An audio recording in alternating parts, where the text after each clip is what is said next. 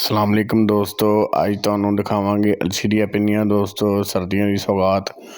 तो सब तो पहला दोस्तों बनाने का तरीका तुहानूं दसदे आं। आपां अलसी लै लैनी है जिवें कि तुहानूं फोटो दे विच नज़र आया शुरू च, तो उन्होंने मिक्सी दे विच पा के ग्राइंड कर लेना, बरीक कर लेना बिल्कुल जिवें कि मैं तुहानूं दिखा रहा। एवें बरीक हो जाना चाहिए है जिहड़ा अलसी है ना, यह वेखो बरीक बिल्कुल हो गई, ठीक है।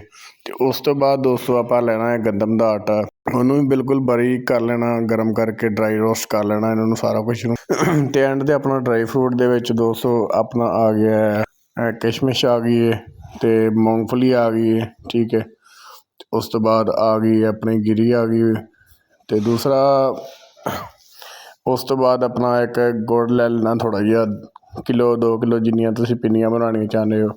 ਉਹ ਗੁੜ ਦੀ ਚਾਸ ਬਣਾ ਲੈਣੀ ਹੈ। ਚਾਸ ਬਣਾਉਣ ਤੋਂ ਬਾਅਦ ਦੋਸਤੋ ਆਪਾਂ ਸਾਰਾ ਕੁਝ ਜਿੰਨਾ ਵੀ ਆਪਾਂ ਮਿਕਸ ਕੀਤਾ ਇਹਨੂੰ ਰਗੜਿਆ ਹੋਇਆ, ਠੀਕ ਹੈ, ਉਹ ਵਿੱਚ ਪਾ ਲੈਣਾ ਡਰਾਈ ਫਰੂਟ। ਅਤੇ ਉਹਨੂੰ ਡਰਾਈ ਫਰੂਟ ਪਾਉਣ ਤੋਂ ਬਾਅਦ ਦੋਸਤੋ ਤੁਹਾਨੂੰ ਫਾਈਨਲ ਲੁੱਕ ਦਿਖਾਉਂਦੇ ਹਾਂ ਦੋਸਤੋ। ਇਸ ਤਰ੍ਹਾਂ ਦੀ ਲੁੱਕ ਸ਼ੋ ਕਰੇਗੀ ਜਿਸ ਤਰ੍ਹਾਂ ਦੀ ਸਕਰੀਨ 'ਤੇ ਆ ਰਹੀ ਹੈ ਦੋਸਤੋ, ਵੀਡੀਓ ਦੇ ਵਿੱਚ ਤੁਸੀਂ ਵੇਖ ਸਕਦੇ ਹੋ। ਅਤੇ ਉਸ ਤੋਂ ਬਾਅਦ ਇਹਦੇ ਜਨਾਬ ਲੱਡੂ ਬਣਾ ਲੈਣੇ ਆ, ਅਲਸੀ ਦੇ ਲੱਡੂ, ਯਾਨੀ ਕਿ ਜਿਹਨੂੰ ਕਹਿੰਦੇ ਆਪਾਂ ਅਲਸੀ ਦੀਆਂ ਪਿੰਨੀਆਂ। ਅਤੇ ਉਹ ਵੀ ਤੁਹਾਨੂੰ ਦਿਖਾਉਂਦੇ ਹਾਂ, ਅਤੇ ਉਹਦੀ ਫਾਈਨਲ ਲੁੱਕ ਐਵੇਂ ਦੀ ਲੱਗੇਗੀ। ਆ ਵੇਖ ਸਕਦੇ ਹੋ ਤੁਸੀਂ ਪਿੰਨੀਆਂ ਬਣ ਗਈਆਂ ਨੇ ਗੋਲ ਗੋਲ VIP। ਇਹਨਾਂ ਨੂੰ ਸਕੂਨ ਨਾਲ ਮਜ਼ੇਦਾਰ ਕਿਸਮ ਦੀਆਂ ਪਿੰਨੀਆਂ ਨੇ ਦੋਸਤੋ। ਇਹਨਾਂ ਨੂੰ ਤੁਸੀਂ ਸਟੋਰ ਕਰਕੇ ਰੱਖ ਸਕਦੇ ਹੋ, ਮਹੀਨਾ 2 ਮਹੀਨਾ ਜਿੰਨਾ ਮਰਜ਼ੀ ਵੀ ਟਾਈਮ ਪਈਆਂ ਰਹਿਣ, ਖ਼ਰਾਬ ਨਹੀਂ ਹੁੰਦੀਆਂ। ਅਤੇ ਦੂਸਰੀ ਗੱਲ ਆਪਣਾ ਖਾਣ ਦੇ ਵਾਸਤੇ ਬਹੁਤ ਹੀ ਅੱਛੀਆਂ ਨੇ, ਸਿਹਤ ਲਈ ਬਹੁਤ ਅੱਛੀਆਂ ਨੇ। ਦੂਸਰਾ